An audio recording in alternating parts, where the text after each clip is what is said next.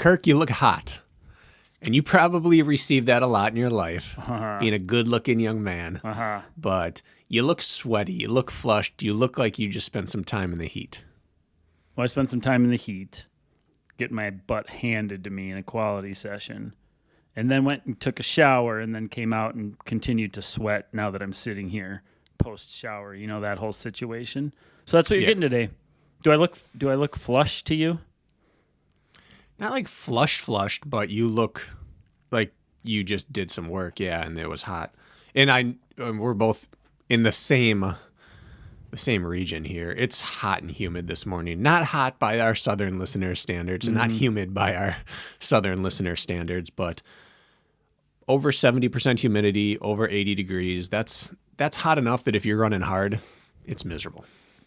Well, it's perspective, right? Like just had this conversation. I bet you have too. Like you are talking to one of your athletes that you coach, and they mentioned the heat, like the first big quality session or long run where like that summer swelter has, finally hit them for the first time. And it doesn't matter if it's 70 degrees if you're used to 50, or if it's 100 degrees if you're used to 80. It's perspective. And we finally have it. Like I don't remember this year being this hot and humid. I mean, 83 degrees at 8:30 in the morning isn't normal for us quite yet. Mm-hmm. So, yep, it smacks me real good, Brakken. Have you experienced it yet, a big workout in the heat? Saturday, I went out and did some hill reps on my little ski hill. Got about 45 minutes of reps in. I've been doing some modified hill workouts, easing back into that kind of thing, and just drenched kind of thing where I'd have towels waiting in the car. And it's just soupy right now. The interesting thing is just watching the cardiac drift in the heat.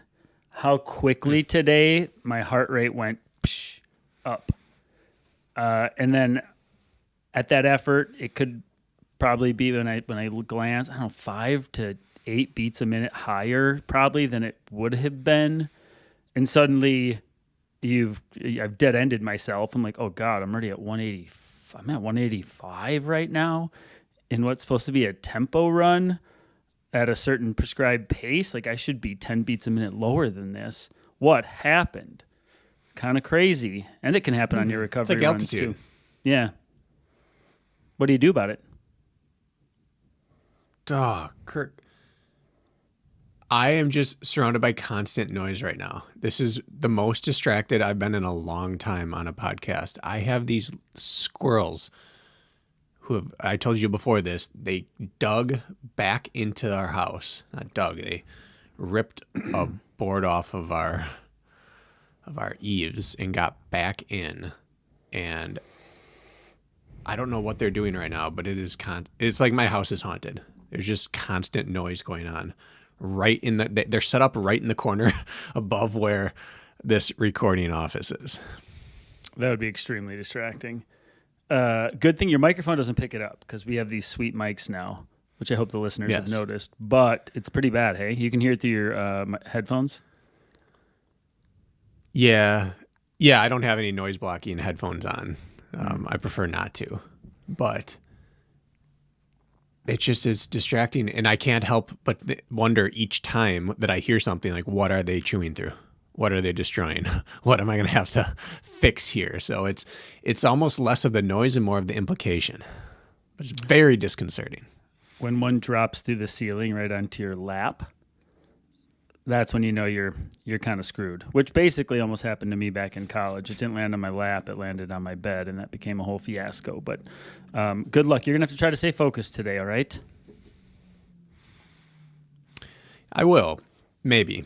We had a rat in our ceiling in college, and I set up a trap, and I had the biggest Tupperware bowl I could find, and I set up a paper clip in kind of like a V, almost like a long division symbol, basically underneath it. Sure. So I had peanut butter inside of it, and then the V was propping it up. And at like 2 a.m, I heard like clang, and then the rat was strong enough to move the bowl, but it couldn't get the bowl off of it, and it just dragged the bowl. You could hear it scraping all around the ceiling, just like zigzagging and doing loops above my bed. And then it got it off somehow, and it disappeared. So I almost had it that day. What happened to it? What happened to it after that? It never came back? Scared it real good? Came back another time, and we had those panels, those removable ceiling panels, like in a drop ceiling. Mm-hmm. And so I timed where it was, and then I was jabbing at it with a broom to try to knock it up into the air, and I wanted to fall down through so I could grab it in a garbage bag, and I think eventually it just probably moved over one unit. Like, this guy's not worth it. Mission accomplished. I didn't think it through. There's no way I would have caught it, and then I just would have had a loose rat. Might be the day of noises. I got the neighbor like weed whacking or chainsawing. Can you hear that? No, I can't. Oh, okay, good. These mics really are legit. All right, They're so legit. let's do this. Let's dissect the egg I laid this morning right before this podcast. Okay. And talk about the heat in relation to your training, and then this was your idea, but like a summer heat gear recommendation sort of podcast. I think we should just sum it up, like how to approach your training. We'll just do like high level stuff, not really split hairs with it, and then update on the gear. How's that sound? Great. So break down for me, if you will, your workout. Give me the nuts and bolts. Well, here's the deal. So how often do you think I lay eggs in workouts? And by laying an egg, I mean like shit the bed, did terrible, it self-imploded, didn't execute even close to what my expectations were. How often do you think that happens to me? Out of every how many workouts this happens? I mean, you tell me about your great ones and your bad ones. So it feels like more than it probably was, because I don't hear about just the ones that were fine. So I would guess like 5% of your workouts are just absolute duds. I would say like that's not bad. 1 out of 15 sessions maybe. And most of those 15 are very, okay. I'm apathetic about them, but like they did what I intended to do. And then some I knock out of the park, maybe just 3 or so, but rarely. And today was just awful, man. So I have Grandma's half marathon in 2.5 weeks, just over under 3 weeks. And so these workouts become critical, meaning like I'm starting to gauge pacing expectations and trying to either hit goal or target pacing, or, okay, what am I really in shape to do here? Like these workouts in this critical zone are very important. Like I'm hitting my last few big sessions that really matter before I sort of land the plane into race day, right? And so I've had some good ones recently where I was happy with. And then today, not the case. So my original plan was to do 2 by 3 miles with 3 minutes rest, and then finish with 8 by a quarter. So 8 miles of work, which is I mean, right where it should be for the race. I've been doing roughly 7 to 10 miles of quality work on my quality days recently, and stepped it up. So what happened was, and I'll just say it. So my stretch goal is to break 1 hour, 10 minutes in the half. Do you know what pace that is off the top of your head? 5:20-ish. Pretty good math. 5:26, 5:28? 5:21. Flat. 5:21.0.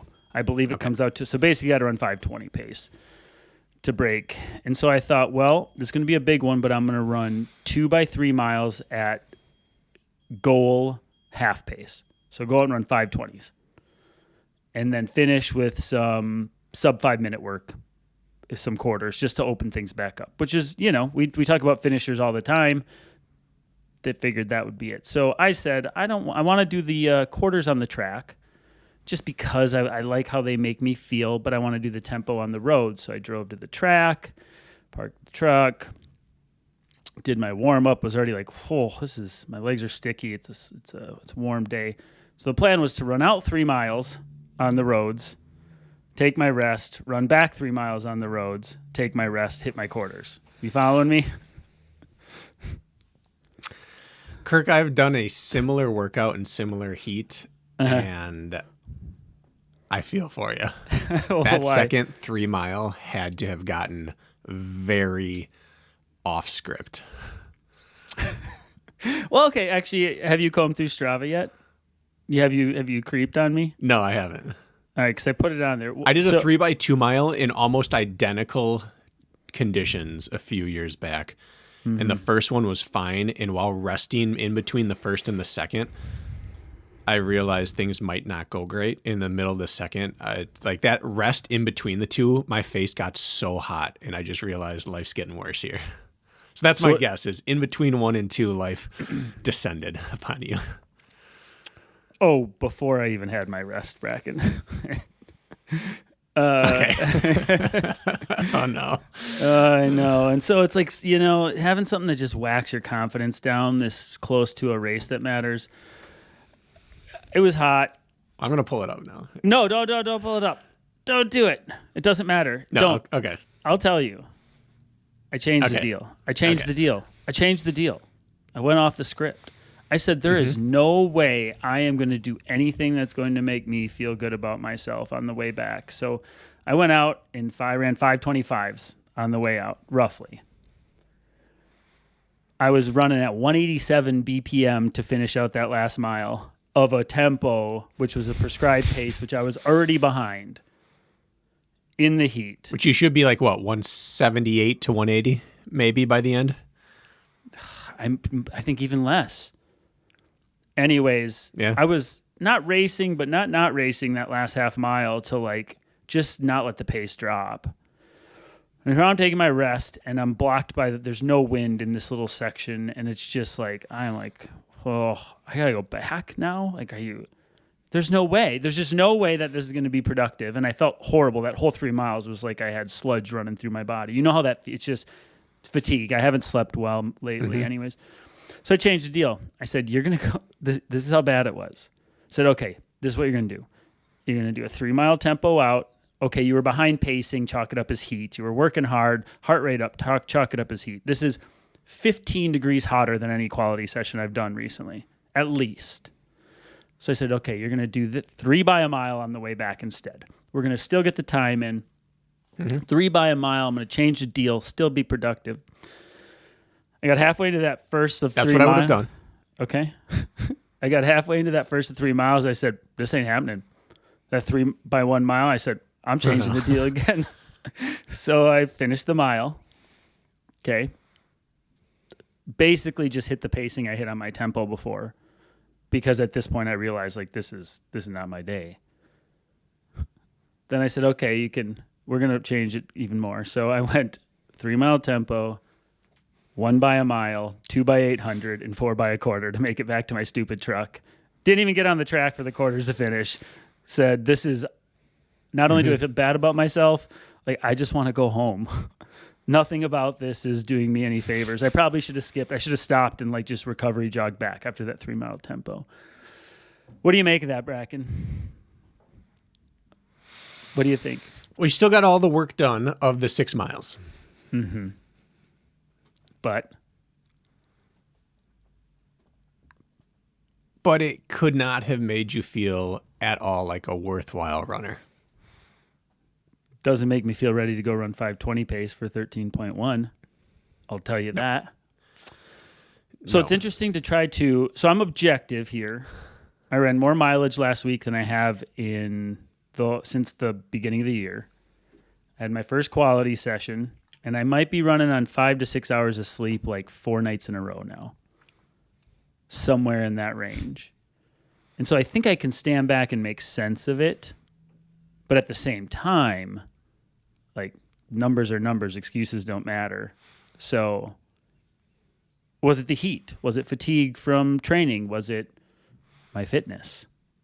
How do you dissect that? Yeah. Well, my take is that the first workout of any new weather system is a freebie right off the bat. Colleen Kraker, who listens faithfully, has what's called her 10-degree rule, which is basically when the weather changes more than 10 degrees in any direction, it takes your body a bit to catch up to it. Yeah. And I think there's some merit to that.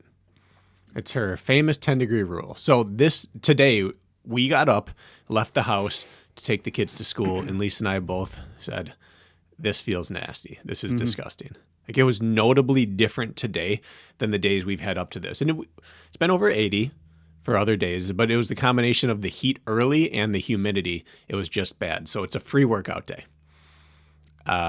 So I don't think you have to read too far into any of it. But it's impossible not to when you're out there getting your butt kicked by the workout itself and the heat, trying to extrapolate what does this mean for race day. I made it not even a quarter of the way to the distance I have to do continuously at a slower pace than what my stretch goal is. It's depressing, but I think you just get a free pass on it. That's all there is to it. It's a free pass. Yeah, and I'm bringing this all up because we're trying to teach people something about this, and I think there's a lesson in heat here, and I think there's a lesson, the perfect storm of more mileage last week, had some great workouts last week, to be honest, and then this week the recovery hammer comes back in combo with heat, and you can justify it any way you want. Yep. But like, I really believe within reason, like the body does what it is told. Like if I tell my body to go run 5:20 pace, I may break the BPM rev limiter I set for myself to do it. I may, not hit the intended metabolic stimulus to hit times, but my body does what it's told. And today it was like, yeah, right. I'm not doing what I'm told today. You're an idiot. And so, yeah. So have you... So with all this, then let's talk about heat in particular. I can sort out my own race goals here coming up. We don't need to worry about that yet. We have time to just dissect all of that. But it does bring up the question then. Okay, what should our expectations be in particular with quality sessions, and then let's talk about recovery sessions as well in the heat. We all are getting our first dose sometime in May or June. We're getting a dose of that. Like, whoa, we haven't run in this before, and now like, how's my body going to respond? So talk me through, put on your coach's hat. I am your athlete. We're discussing the fact that I have this 2x3 mile workout tomorrow and 8x25 to finish, but it's going to be literally 15 to 20 degrees warmer than any quality session I've done before. What do you say to said athlete before he even starts the workout? What's your advice? Well, my advice for this time of year is that metrics go out the window to some extent. I just had a conversation with an athlete yesterday who said something along the lines of, I just struggle this time of year, and then fall comes and I just start to pop. Yep. And what he's describing is the concept that the pace matters less than the work matters. Because if pace mattered, that wouldn't happen. If you missed workouts all summer long, missed the workout, missed it. By missed, I mean you weren't able to complete the pacing. Couldn't hit the workout. You wouldn't suddenly magically be fit as soon as the temperature dropped 20 degrees. You'd be slow and you'd feel good doing slow. You wouldn't feel good and be fast. And so to me, it's no different than altitude. When we go up to altitude, we understand that the training camp is going to be slower. And if we do interval work at pace, it's going to have to be shorter. Like you don't run your 3x-mile workout up there, you run 6x800 at the same pace with the same rest. You don't run 400s, you run 300s or 200s. If you're going to tempo, well, it's just going to be 10 to 20, maybe 30 seconds per mile slower. But no one expects to come down from altitude and be punished for having run slower. They understand that the work is the work and your body will respond to it when you get away from that crazy environment.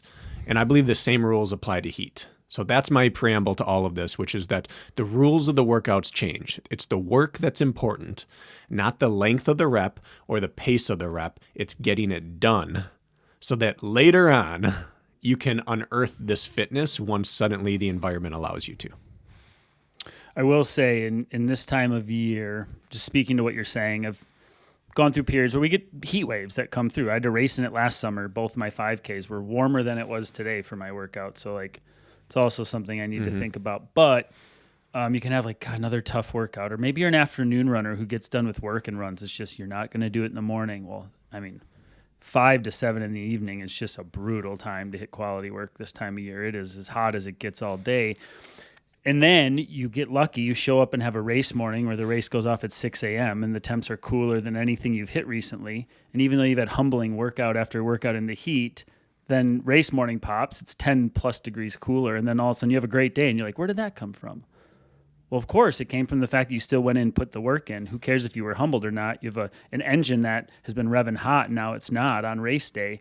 So I think there's a lot to say to that. Because have you ever, you know what I'm saying? Like, I've experienced that. Like, I work out mid-morning. I get up, do computer work, maybe have an athlete call or two, and then when all that's cleaned up, I go run, 9, 10 o'clock.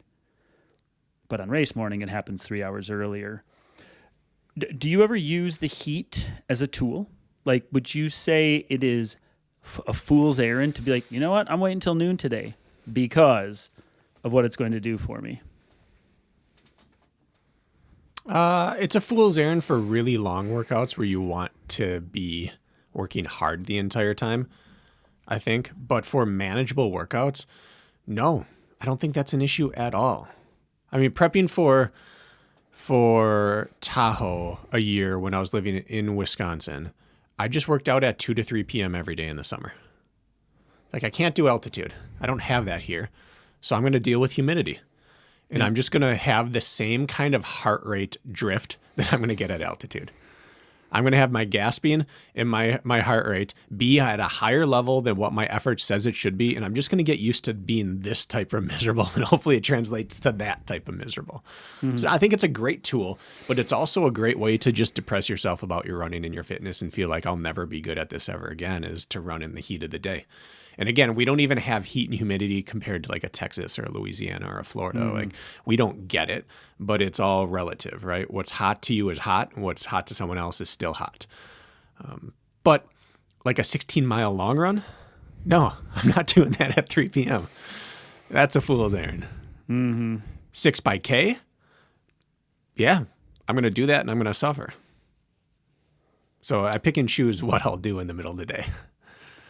Yeah, so what you're arguing, though, really, when you say, like, the work still needs to get done, more of, like, from a metabolic standpoint, meaning, like, okay, so let's say you're 10 or 20 seconds per mile slower than you want to be, but your heart rate doesn't know any different. Your respiratory rate doesn't know any different. The pounding your legs took on the concrete doesn't know any different, right? So even though you're slower, like, systemically, metabolically, like, we are accumulating duress the same, even if we're not running as fast as we could in colder temperatures.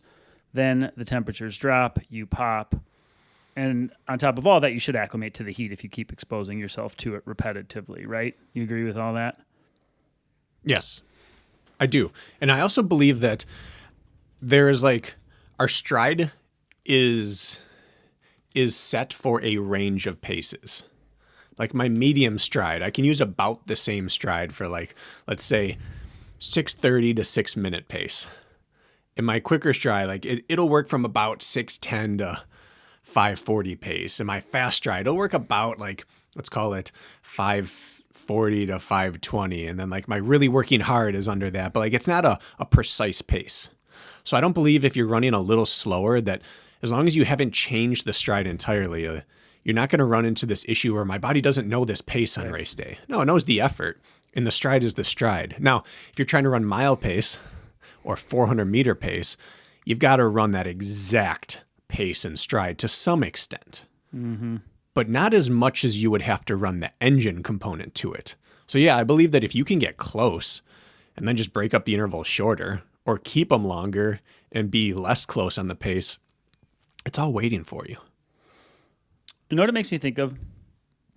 I'm going to set you up to knock this one out of the park.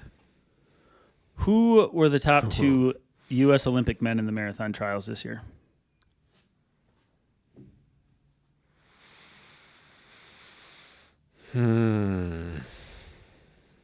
Who's going to the I'm just absolutely drawing. Come on. A blank here. Connor. So we have Manson Young. There you go. That's all you need to know. And I said, who are the top 2? Okay. I'm trying to think past that. Sorry, I didn't hear you say 2. I was trying to think of the order after Manson Young. Okay. Where do Connor Mance and Clayton Young live and train? Park City, Utah. Yep. Altitude, right? Now, where were the U.S. Olympic trials? Do you know where they were held in the United States? Orlando, Florida. Correct. And as powerful as altitude training is, that is a feather in your cap. That is an arrow in your quiver that you don't possess unless you live at altitude. You know what Connor Mance and Clayton Young did 3 weeks before the marathon trials? Their butts went down to Orlando, Florida, and lived there. Because they said, and they thought, acclimating to this environment is more important than staying at altitude in the cold, in the winter, because that will negatively impact our performance on race day. So they went down. They went to literally, 0 feet above sea level. Can't be very advantageous there. Yeah. You could argue adaptation is starting to be lost from your altitude training slightly. To do what? Acclimate to the conditions, right? And they ended up getting a hot day-ish. Mm-hmm. And what happened? They knocked it out of the park. So, yeah. Point being is that acclimating to heat is a real thing when it comes to performance. You're looking up there, Brakken. You got some friends in the room again? They're getting louder, Kirk. They are working on one specific spot, and it's right where I nailed in a board, and I just don't appreciate it right now. But carry on. We are I would love for one to just drop through the ceiling, land on your head, and capture it on video here on Squadcast. That would just make my year. Not to distract. So what I'm getting at is if the best in the United States find value in understanding and knowing, hey, I need to go into a warmer environment than I'm currently in and acclimate, the same principles apply to all of us, right? And I can objectively look at my egg I laid today and say, okay, like, you're not ready for these conditions yet, but you will be. Give it time. Keep exposing yourself to it. And when race day comes, your body will respond much differently than it did today. And so I believe people are very hard on themselves when workouts don't go correctly.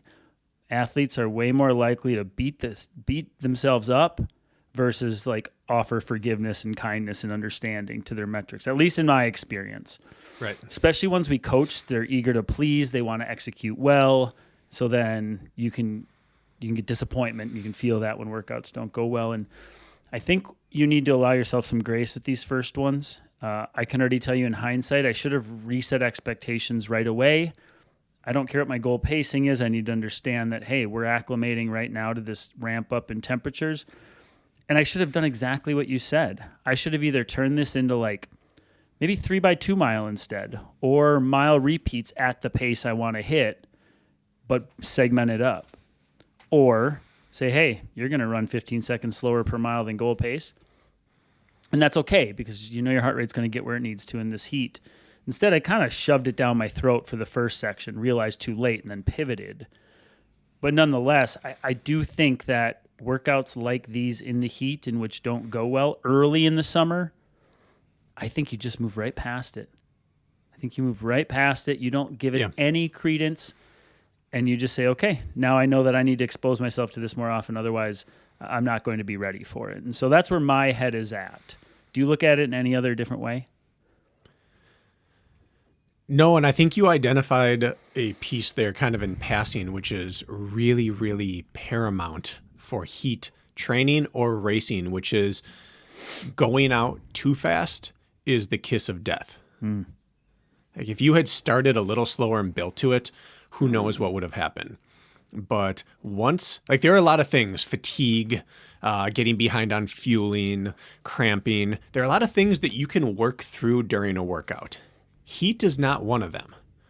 Once your core temperature rises, once you get to that point where you are negatively impacted by the heat, the only thing that gets you past that is time away from activity. You have to get out of the heat, stop what you're doing, and lower your core temperature down. And it can take a long time to do that. And so it's just imperative that you delay the onset of that as long as possible. So the workout has to be a ramp up. Racing and heat, a ramp up. Unless you're just going to take everyone into the bad place and hope that they die before you do. It's one of the only parts of endurance sports that you can't really reclaim during the race. Once you tip over with heat and core temperature, you're done. And that's why the triathletes in Rio and then in was it Tokyo were so dead set on controlling their body temperature for so long. Blumenfeld, the one who won, I mean, they were ingesting or early on using a suppository, but ingesting sensors for their core temperature, and they had it going to their watch and their bike computer. And instead of going off wattage and off pace and heart rate, he was tracking body temperature. Do I go with this move or not on the bike was based off what's my core temperature doing right now. And that allowed him to negative split the run. And he was the only one really, I mean, Alex Yee was moving well, but he was the only one really cutting it down on the run. And it's because he delayed the onset of the heat issues as long as possible. So I think that's like the hidden factor here in a lot of this is, yeah, we can break the intervals up, we can change our pacing, all of that. But we have to avoid steep ramping up in intensity on super hot days. Approach conservatively. The tricky thing is, absolutely, if you're aiming to prove to yourself you're ready for a certain pacing, and then finding out or thinking that you're not is very tricky. You said something. We had a conversation about training in the summer heat or something. We haven't touched this for real in a couple summers, I don't think, this topic, or at least given it an entire episode. And we were talking about recovery efforts versus hard efforts. And of course, you need to allow yourself a little grace with all, but like, if anything, and you'd said this, and I don't know if you remember saying this, it was like, okay, so you're going to have to be a little slower on recovery days, you know, and your heart rate's going to drift. So maybe you got to run a little slower and know your heart rate might be a little higher at the same time. So metrics are going to look bad. But like, okay, allow yourself a little buffer there. But you said when quality days happen, I don't care. You need to show up and get it done. You said those words. Yeah. I don't know exactly what you meant by it at the time, as in like, who cares? Pacing still needs to be hit. Obviously, now that you're talking it out more, you don't mean that literally. But how do you navigate? Like I have, I'm coaching some people who have a big 5K in a month, for example, and they want to hit specific pacing with specific goals. Like, is the answer really to reduce interval distance and still hit pacing? Or is it, okay, I'm just going to run slower than goal pacing, but hit the original prescribed workout? Like that, I still struggle with that decision, to be honest. I don't know what to do with that one. Yeah. And I stand by that statement. And I stand by that statement for people who are preparing for races. For people who are running for enjoyment and exercise, scrap your quality workouts or slow them way down. Like run your 5K workout at half marathon pace. Great. You had fun. You got it done. It didn't kill you. But if you're going to have to race in it, we can't shy away from it on the quality days. We build up an aversion to it. So slow your recovery days, slow your easy days, run with water, run a loop where you stop and douse yourself all the time. But on the quality days, we have to do the workout. Now, the workout can change. Like you can make deals. You can say, instead of doing 3x2 mile, I'm going to do 40x400 or something like that. Like that's a drastic change, but the change can occur, but the work has to get done. But I really just treat it like altitude. I said it earlier. I'm going to just double down on that. At altitude, you give yourself almost an entire pace deviations grace. If I'm working at 5K pace, if I'm hitting the same interval duration, I'm going to try to hit 10K pace. If I'm cutting the duration down, then I still hit 5K pace. And so I keep those same rules in the heat. I either hit the same intervals with one slower pacing, or I cut down the intervals in length and I hit the pacing the best I can. But yeah, I think you have to get the work done. How the work looks, I'll take what I can get. So I think a combination, I think the answers, as I'm sorting this out in my head, I think both are the right answer, meaning like, yep, you still need to hit pacing, and if that means shorten the interval, fine. Or no, I still need to do 2x3 miles with 8x25, no matter what, and just reset expectations. I think both are the right answer, and I think often a combination is the right answer. Like if I could go back and do this again, and more than anything, I think I have fatigue in my body. I'm just not recovered, if I'm being honest. The heat, yes, of course, but I think two-parter. I go run 5:30, 5:35 pace for the 2x3 miles, which is slow for me. I should be faster than that. I am faster than that. I've done that before. Just said, okay. But then when I get to the back half of the workout where I'm planning to go fast, like I will make up for that efficiency work and turnover. All is right in the world. I still leave feeling good and setting out what I meant to do. So, but really what that is a version of what you said, which is start conservative. That the version of starting conservative with that would be like, forget goal half pacing, get the time in. My heart rate's going to get where it needs to go. And then I can pound home in the quarters. And I could have survived that. Hindsight. So just like, you know, get ahead of it in your picture. workout. If you lose this one and you gain all the rest of them because it was hammered into your head this time, like, okay, I just remembered the ramifications of this, then that's a win. You still got 6 miles of work in today. You know, you didn't get your 8, but you got 6 miles of work in. You moved your fitness forward. You got tougher, and you were reminded of a valuable lesson that you already knew. And now every workout's going to be more on track because of that. So I said this first one's a freebie. It won't hurt your fitness, but it's a good reminder. Thanks, Brakken. So let's talk about the other side of the coin, the recovery work. Let's just give it a little bit of lip service, like recovery work and long run. So I'll start with the long run. You can start with recovery work. So the long run. Temperatures are starting to rise. Let's say we often on the running public training plan prescribe the easy long run with optional cut down.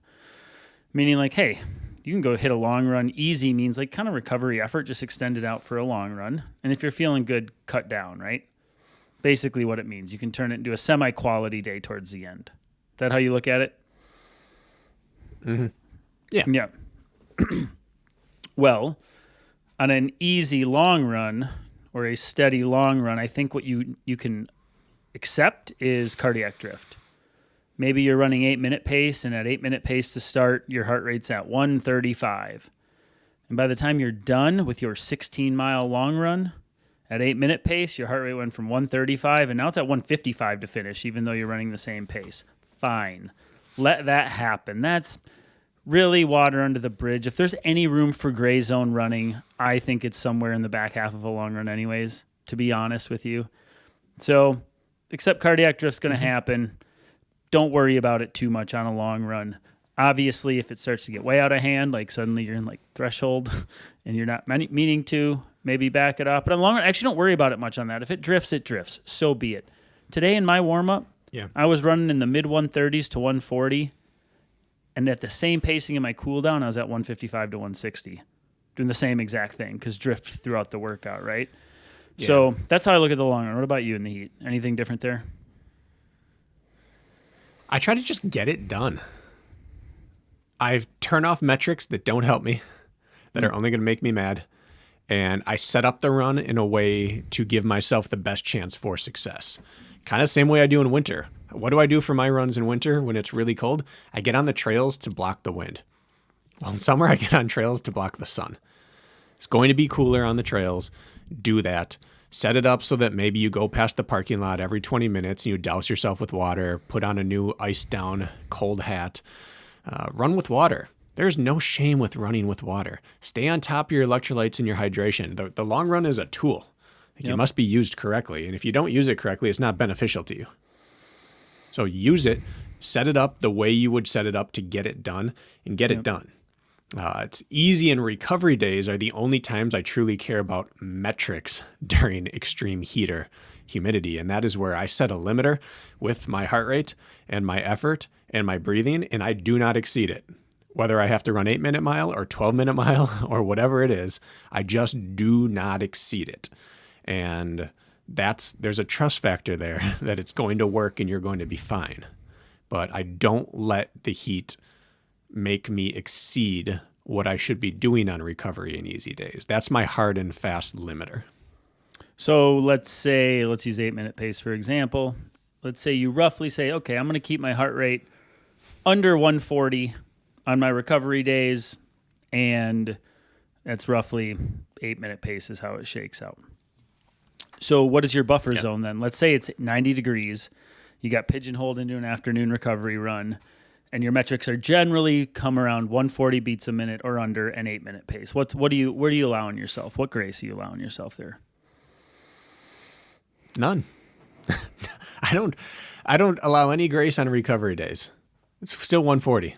The pace is what the pace is, because I firmly believe the biggest difference, I shouldn't say the biggest, one of the biggest differences between high-level runners, between pro groups and everyone else, is that pros could care no less about their pace than they already do on recovery days.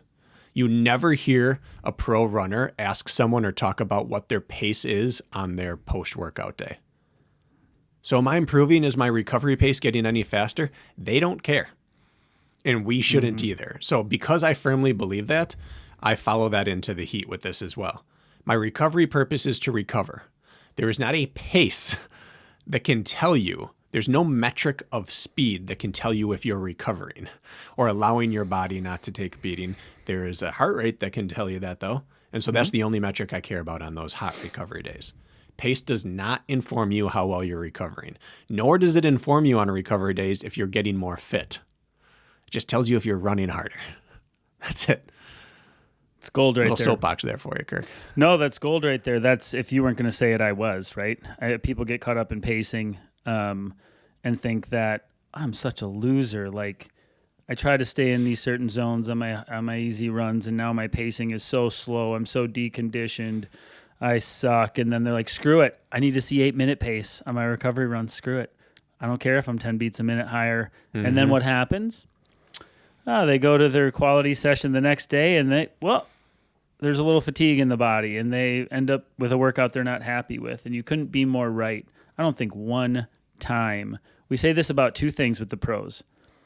I don't think one time I've ever heard a pro talk about, well, my recovery pacing got faster, so I'm really fit right now.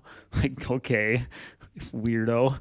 Like, that's, yeah, you can think that, you can notice it, but like, that's not a key point to your ceiling potential. And then the other thing is, you never hear the pros say like, well, I did this really crazy workout and now I'm really fit. Like, I did this insane workout that's super complicated and I did that and now I know. Like, no, like the Jakob who does the same 400 meter repeat workout for 24 weeks straight. Like, it's never a crazy workout that literally knocked their socks off and changed their system for the better. And they don't care. The Kenyan approach couldn't be more correct. Go shuffle. Go shuffle. You got a guy who can run 4:30 pace for the marathon. Okay, 4:40 pace for the marathon, and then he goes and recovers at 8:30 pace. Like, do that math. But yet that's how some of the best do it. So I could not agree with you more. You got to throw pace out the window. You got to try to hold to your heart rate guidelines that you set for yourself if you follow that. And then the RPE thing, like, we have a whole crowd that doesn't use heart rate, and that's okay. And that one, you just have to be in touch with your body and know, like, I may need to even feel like I'm working easier than I probably, my body probably is, because your heart rate's going to drift on you a good bit, even when there's not a lot of effort being put out. And so that's the tricky thing, is you may actually prospectively have to run easier than you feel like you need to if you're like an RPE, or just, I run easy and I run hard. I don't watch heart rate. So those are some things to think about. Is there any other things with approaching workouts that people should think about in the heat? Yeah. Well, two things based off that. The first is that my trick for myself to keep me under control is, the bigger my workout is or the hotter the weather is, the more technical I make my route for my recovery days. It's just a self-limiter. The type of terrain where it's so twisty or rocky or just like it's not a stride you can open up if you wanted to, I make it that way so that there's just no inherent risk of getting lulled into that. My watch beeps and I go, uh-oh, I could go a little quicker.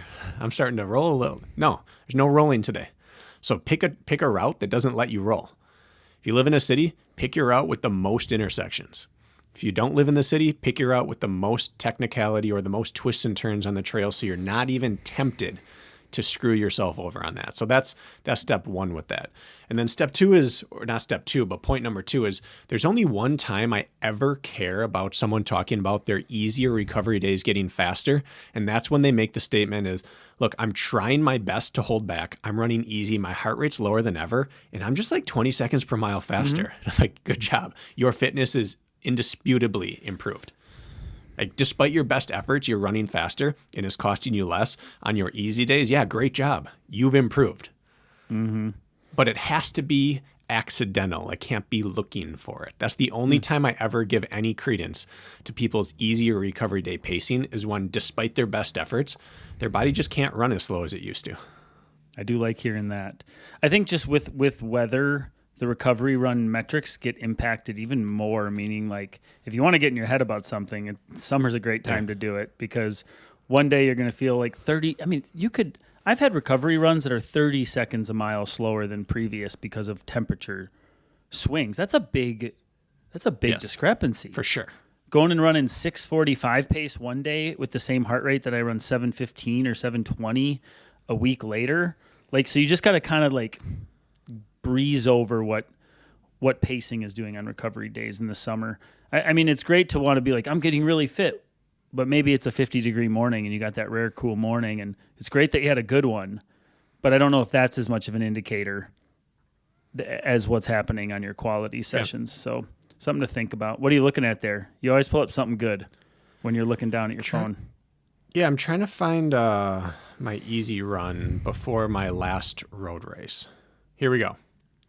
I did a 5-mile run at 9:19 pace. 1 week before I ran 4:32 in a mile last summer. You say 9:19 So race pace pace? was 4:32, and I averaged 9:19 for 4.98 miles on my easy run a week and a half prior. 9:19 for 4.98 miles. Elevation gain on that run, 60 feet. This wasn't hills. This was just, I picked a semi-technical path and I dawdled at 9:19 pace and then ran 4:32. Now, 4:32 is not a world-class time. It would maybe not make the final for NCAA women right now, but 4:32 is faster than 99% of the world will ever run in a mile. And I ran 9:19 pace for my easy run. Wasn't a recovery run, just an easy run. And 99% of the world who just runs for fun will run a 9:19 mile in some of their easy runs. So just to put in perspective that during the heat, this was July 4th run. So 1 week before, a week and a half prior, was the end of June, a couple weeks further along than we are right now. It's 11:11, Lisa. I was running 9:19 pace because it was just hot. Mm-hmm. That's all. Almost double my race pace. That's over double your race pace. If you're going to math. Look at that. The math's mathing. Yeah. Case in point, I'd be curious to see what your heart rate did on that 9:19 pace run. If you were still like the conditions warranted. There's almost no way I wore heart rate, but I'll check. Okay. Well, I think we've made our point regardless there. And it's always good to be reminded. For me, yes, do you find it? No heart rate on that. No one. heart rate. No heart rate, but here's what it took to run that slow. Average cadence 162. Yeah. I was dawdling. Yeah. Yeah. I need to get smacked in the face. That's how I learn best. As long as we've done this, I'll relearn it. I'll relearn it time and time again. We set high expectations for ourselves. Yeah, as athletes. And we think like we're more tenured or our bodies suddenly are like immune to like messing it up. And then no, I go out, get humbled, reset expectations and come back to it. But you can also save yourself that frustration by just, approaching things just a little bit differently. And I think if you take anything away from this, it's heart rate is still the gold standard on recovery runs. Watch it. Don't even look at pace. It's irrelevant. And then on the quality sessions, I think the best approach is starting slower than objective and allowing yourself to work into it. And if you don't end up working into it and you end up just staying at that slower than objective pace, it's still a win. You've gotten the same metabolic response and stimulus you need, and everybody goes home happy. And the next cool session, you'll end up hitting pacing you'll be happy with. Or your body will get better and acclimate, and pretty soon you'll hit the pacing you're happy with in the heat. And so I think those should be the major takeaways from this. Okay, we have like 10 minutes-ish, 15 minutes. I think we should rapid fire. Call it, Kirk. You want to call it? I'm fine with that. I think we call it and we save it for next week, yeah. You want to do a gear episode next week? I do, yes. Okay, well then if we want, do we have anything else to chat out with? You cool with that? I'm totally cool with that, yeah. Anything else to chat out with the heat and any other over 10,000 foot view sort of thoughts? I do want to reiterate that there is no shame with running with water. No shame whatsoever. They put water out in races, and there's no asterisk next to your time for grabbing water during the race. Mm-hmm. There's no asterisk for I'm not a real runner if I run with water. My long runs in the heat, I run with a waist pack on so that I can have a soft flask in there. In my really long runs, I put extra in the car and I circle past it in loops. I had an 18-mile day in the middle of August prepping, and I went past that car every 6 miles. It's just what you do. There's no shame in that. Second is, I guess, a heads up / call to action. There's a lot of good racing happening this time of year. We've had some Diamond League meets. The NCAA Championships is about to happen. European Championships is about to happen. And High Rocks World Championships is happening this weekend. Our boy Rich Ryan's running. A bunch of the people we reference or have had on this podcast, David Magida, Hunter McIntyre, Ryan Kent. Am I forgetting anyone that we've had on the podcast? Jacoby, and Lauren then people Weeks. we reference all the time. Lauren. We talk about Dylan a lot. We've had probably half a dozen all these people that you've racing. heard about. Yeah, on the podcast.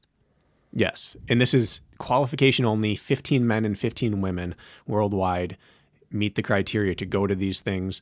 It's going to be a heck of a race. A lot of intriguing stories. So that is coming up this weekend as well. Well, next weekend, I guess it'll be next weekend. But anyway, it's going to be really good. Find these all. If you can't find links for these things, message us and we'll tell you where you should be watching these. But YouTube, Peacock, it's all good. A lot of good stuff to be watching. If you like running or if you're trying to get more into it, watching high-level running really gets you amped up. There's so much good content. On YouTube even, the uploads on those and sometimes hours after the race. If you follow all the right channels. Even if you don't, if you just start clicking on track and field stuff and following, it'll be auto-populated into your homepage, like your Explorer, and then you can start following where the accounts are that post the races, because there's dozens of them, actually. I got one last question for you now. You just said watch the races, and then I thought, I watch the races when I'm on the treadmill. And I'm on my cross training. That's my time I get caught up on that, and I love it. It makes me look forward to the treadmill, believe it or not, because I get to watch Jakob and Josh Kerr go at it in the 1500, and that feels good to me. I look forward to it. It's a weird carrot dangling for the treadmill. So, is that an acceptable It's a good question. choice on a hot day to stay inside on the treadmill? Or are you just being a wimp and you're not going to... It is. It doesn't matter if you're being a wimp. Running is running. If you took a random person and said, hey, let me give you an easy option in here. Go ahead inside on the treadmill for an hour. You would be torturing them. Just because it's an easier option doesn't mean it's easy work.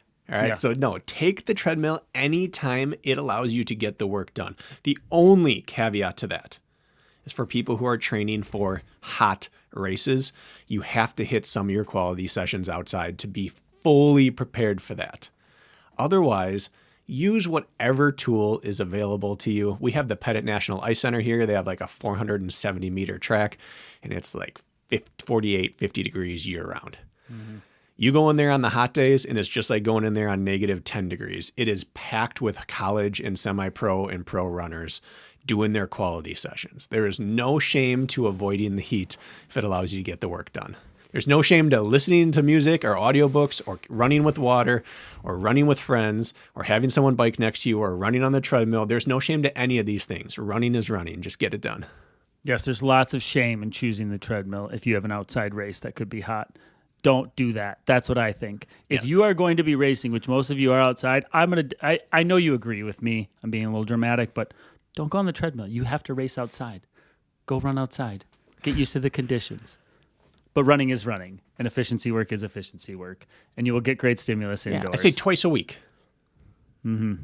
Twice a week, get outside, hit your 2 quality workouts outside, or one of them in a long run. To me, that's enough. I say if you're going to be stuck inside because it's just so hot out, then might as well get some bang for your buck. Set that treadmill at 15%. Let's get some hill quality work in. Then you can. In my mind, I'm like, okay, Correct. I can get on board with that. But your butt better be outside suffering and being miserable, just like I was this morning. Tail between your legs on the way home. But you learn from that. You learn from that, and I've learned from that today. All right. I guess let's do gear next week then. Let's leave it. Gear next week. We never think we're going to talk this long about stuff. We're like, yeah, we'll talk about the heat in your workout for 20 minutes. This is Brakken and I's conversation before we started today. Yeah, we'll just talk about it real briefly, and then we'll talk gear the second half of the episode. And we can never shut our mouths and keep it short. We need to work on that. If our spouses were here the moment we said that, they'd roll their eyes like, oh, yeah, we know this. And yet you and I are confident when we say it. Let's just 15, 20 minutes. Touch upon it and move on. This is year 4. We're really just going to touch upon it and move on, Kirk? No, of course we're not. But we believe it. It's the blind leading the blind over here. All right. Well, then we'll wrap this thing up. Yes. Enjoy the summer heat. Be kind to yourself on quality sessions and reset expectations, at least in the beginning. Let heart rate be your guide, not pacing on recovery work. And it's going to be rainbows, butterflies. You're going to be ready. That's all I need to know. That's a wrap. Go inside. Don't go inside.